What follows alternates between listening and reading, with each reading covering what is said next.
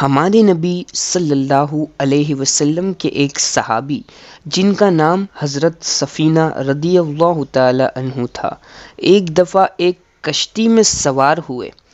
اتفاق سے کشتی ٹکرا کر ٹوٹ گئی۔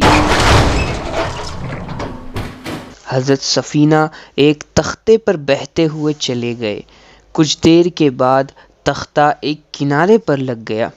حضرت سفینہ وہاں سے اترے تو ایک جنگل میں جہاں شیر اور درندے تھے جا پہنچے۔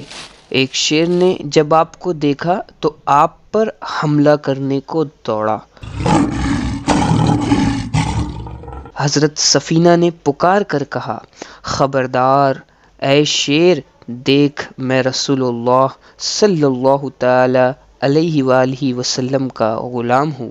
یہ سنتے ہی شیر نے اپنا سر جھکا لیا اور حضرت سفینہ کے پاس پہنچ کر اپنی دم ہلانے لگا اور اپنے اشارے سے حضرت سفینہ کو اپنے پیچھے لگا کر آپ کو ایک ایسے راستے پر لا کھڑا کر دیا جس پر چل کر حضرت سفینہ صحیح سالم گھر پہنچ گئے۔ صحابہ کرام علیہم الرضوان کی وہ عظمت تھی کہ جنگل کے شیر بھی ان کے غلام تھے، اور جو صحابہ کرام کا غلام ہے وہی دراصل شیر ہے۔